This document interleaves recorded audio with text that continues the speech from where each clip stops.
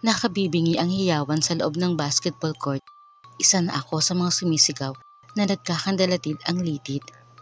Napapasabay pa ako ng kending sa mga cheerers ng team nyo kapag nakakapuntos kayo sa kalaban. And as usual, panalo na naman kayo. Bidang-bida ka, pinagkakaguluhan ka ng mga babae. Syempre hindi ako pumayag na manahimik lang sa isang sulok. Nakigulo ako sa kanila at itinaas ko pa ang kamay mo. Nakulat ka sa ginawa ko kaya tinanong mo ako kung kilala ba kita. Natahimik ang lahat sa paligid natin. Yung mga babae nakataas ang mga kilay na hindi naman pantay. Yung mga lalaki naman nakakunot ang mga noo na akala mo ang gagwapo, mga mukha namang kwago. Ikaw lang talaga ang naligaw na gwapo sa team nyo eh. Alam ko iniisip nila na epal ako, pero hinayaan ko lang sila na isipin yon. Inayos ko ang sarili ko at taas na akong nagpakilala sa'yo. Sabi ko ako si Maria Ana Senya, Max for short. Ngumiti ka lang na parang nakakaasar pero kinilig pa rin ako. Kahit pagkatapos mong ngumiti ay sabay talikod mo na rin sa akin. Pati mga aliporis mo tinalikuran din ako. Ay, ganoon talaga siguro pag hindi kagandahan, tinatalikuran.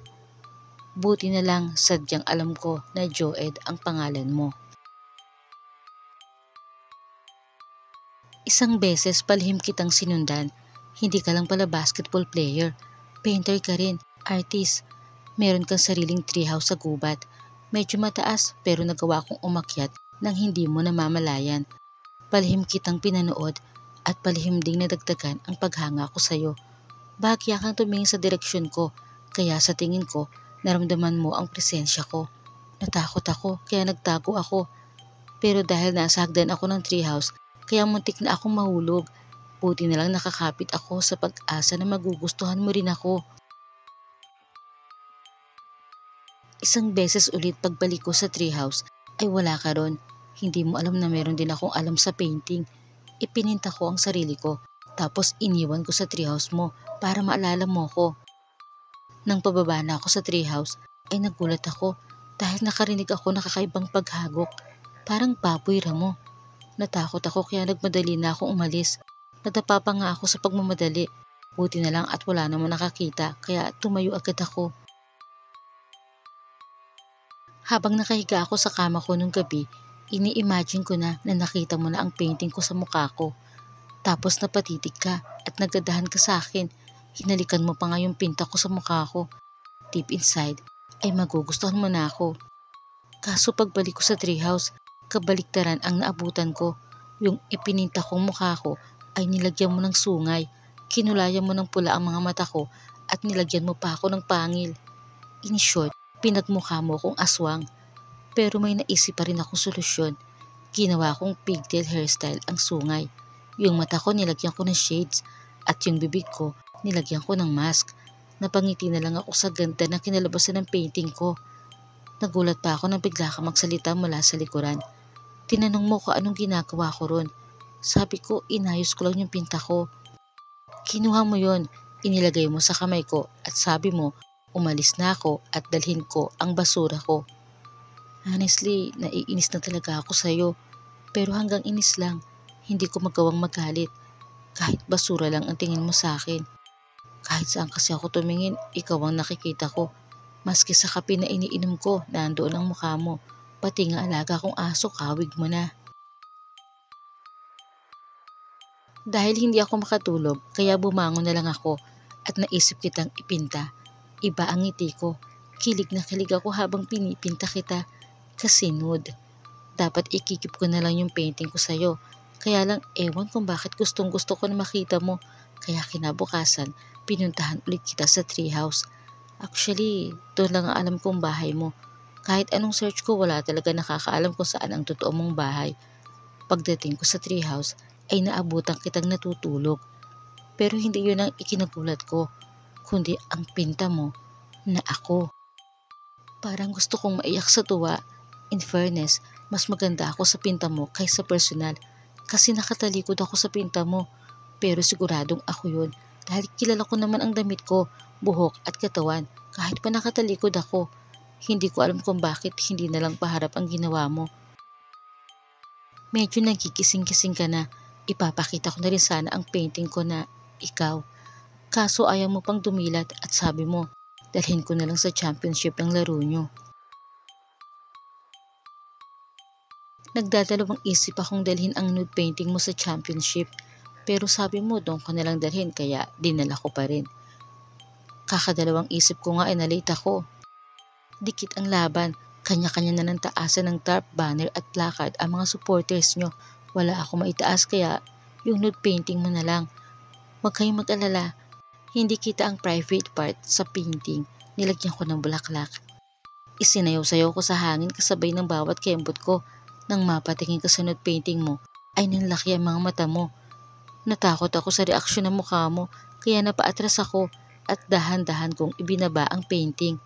Kasabay nun ay ang sigawan ng mga tao. Akala ko dahil pa rin sa nude painting mo, pero hindi pala. Sinasalakay na pala ng mga aswang ang basketball court. Kaya nagkanya-kanya na ng takbo ang mga tao. Nang merong isang aswang na aatake sa akin, ay maagap mo akong sinagip. Hinapit mo ang bewang ko at nilabanan ang aswang. Hindi ako makapaniwala. Nakita ko na nagbago rin ang anyo mo at naging katulad ka rin nila. Mas nakakatakot nga lang ang tsura nila. Daig ko pa ang mannequin na hindi makagalaw habang pinapanood ang mga nangyayari. May dumating na isa pang grupo ng mga aswang at nilabanan nila ang naunang grupo na umatake sa mga tao hanggang sa magapi nila ang mga yon.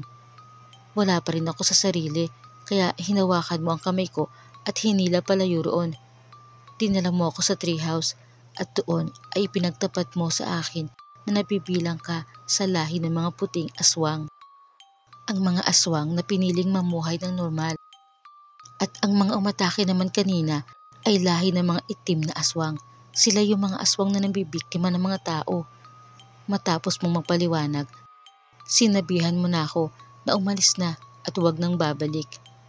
Nang magsimula akong humakbang palabas ng treehouse, may pahabol kang sinabi na kaya ipininta mo ako na nakatalikod ay dahil alam mo na yun ang gagawin ko sa oras na malaman ko ang tunay na ikaw. Tatalikuran kita at lalayo ako. Pumihit ako pabalik. Tinanong mo kung nagbago ba ang isip ko. Sabi ko may nakalimutan lang ako, yung tsinelas ko. Alangan namang umuwi ako na nakapaa. At saka nakalimutan ko rin magpasalamat sa pagliligtas mo sa akin. Tapos iniwan ko na sa'yo yung nude painting mo na hindi mo malang yata na-appreciate. Magdamag kong pinag-isipan at pinakiramdaman ang puso ko kung kaya ba kitang mahalin sa kabila ng pagiging aswang mo. Ay, hindi ko kaya. Hindi ko kayang mawala ka sa akin. Kaya nagmamadali pa rin akong pumunta sa treehouse. Habang papunta ako sa'yo, naalala ko yung baboy ramo na humahagok nung pababa na ako sa treehouse. Naisip ko baka ikaw yun. Pero hindi na yun mahalaga. Gusto ko lang malaman mo na kahit aswang ka, ay hindi nagbago ang pagtingin ko sa'yo. Ang problema lang kung may katugon ba sa'yo ang damdamin ko o nag-a-assume lang ako sa mga binitawan mong salita at sa pagsagip mo sa akin. Pagdating ko sa treehouse, naabutan kitang nakahiga at tinititigan ang nude painting mo na gawa ko. Napabalikwas ka ng tayo nang makita ko. Nakangiti ko namang iniabot sa'yo ang bagong painting ko. Hindi na ako at hindi lang din ikaw, kundi ikaw at ako. Magkasama na tayo sa isang painting.